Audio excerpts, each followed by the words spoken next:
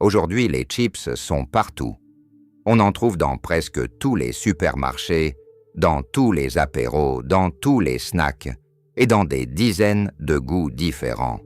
C'est devenu l'un des aliments les plus banals du quotidien. Mais ce que beaucoup de gens ignorent, c'est que les chips ne seraient peut-être jamais nés sans un geste de pure provocation. Parce que selon l'histoire la plus célèbre, les chips auraient été inventés par vengeance. Oui, vengeance.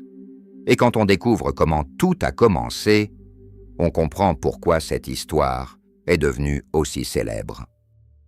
Pour remonter à l'origine des chips, il faut revenir au 19e siècle, aux États-Unis.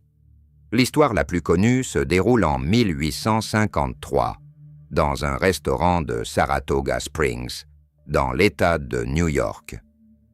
À cette époque, un cuisinier nommé George Crumb travaille dans un établissement réputé. Et un jour, un client commande des pommes de terre frites. Jusque-là, rien d'extraordinaire. Sauf que le client n'est pas satisfait. Il trouve les pommes de terre trop épaisses. Alors il les renvoie. Le cuisinier en prépare d'autres. Mais le client les trouve encore trop épaisses. Il les renvoie une nouvelle fois. Et c'est là que l'histoire bascule. Agacé, voire franchement énervé, George Crumb aurait décidé de pousser la logique jusqu'à l'absurde. Il coupe alors les pommes de terre en tranches extrêmement fines, beaucoup plus fines que ce qu'on servait normalement. Puis il les fait frire jusqu'à ce qu'elles deviennent très croustillantes. Et pour aller encore plus loin, il les sale généreusement. L'idée, selon la légende, n'était pas de faire plaisir au client. Au contraire, l'idée aurait été de lui servir quelque chose d'exagéré, presque moqueur. Une manière de dire « Tu les veux plus fines ? Très bien, voilà ». Autrement dit, les chips seraient nés d'un geste d'agacement, d'un défi culinaire, d'une petite vengeance en cuisine. Et c'est précisément ce qui rend leur histoire aussi célèbre. Parce qu'au lieu de vexer le client, le résultat aurait produit l'effet inverse. Le client aurait adoré.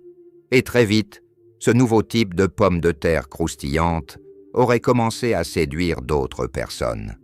Le restaurant se met alors à en servir davantage. Puis le concept se répand. Et ce qui ressemblait au départ à une réponse ironique devient peu à peu un vrai produit. C'est là qu'on retrouve un schéma qu'on voit souvent dans les grandes histoires d'un Saint-Antoine d'invention. Quelque chose naît presque par accident ou par réaction, puis finit par dépasser complètement son contexte de départ. Les chips en sont un excellent exemple. Au départ, ce n'est pas un grand projet industriel, ce n'est pas une innovation pensée pour conquérir le monde. C'est juste une réaction humaine dans une cuisine, face à un client difficile. Et pourtant, cette réaction va finir par donner naissance à l'un des snacks les plus populaires de la planète.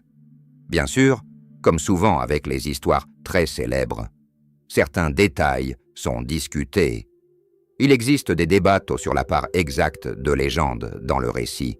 Mais ce qui est certain, c'est que les Saratoga Chips, comme on les appelait à l'époque, ont bien existé et ont joué un rôle majeur dans la naissance des chips modernes. Le nom vient justement de Saratoga Springs, l'endroit où cette histoire aurait commencé. Et très vite, ces chips deviennent associés à quelque chose de nouveau, une texture ultra croustillante, une finesse inhabituelle et une manière différente de consommer la pomme de terre. Ce n'est plus un accompagnement classique. C'est presque déjà un snack à part entière.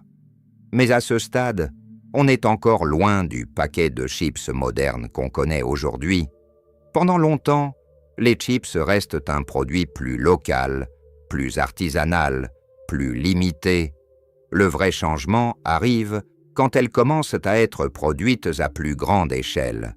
Et là, tout change.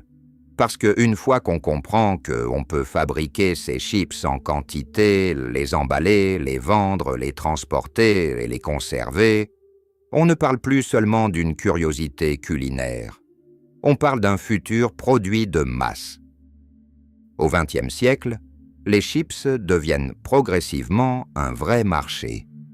Les techniques de production s'améliorent, métissent, les emballages évoluent, les marques apparaissent, et surtout, le produit devient extrêmement rentable, simple, peu coûteux à produire, facile à vendre et très addictif dans sa texture et son goût.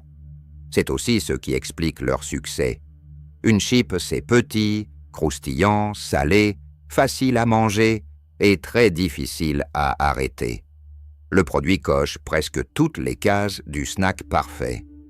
Et cette simplicité apparente cache une vraie force industrielle.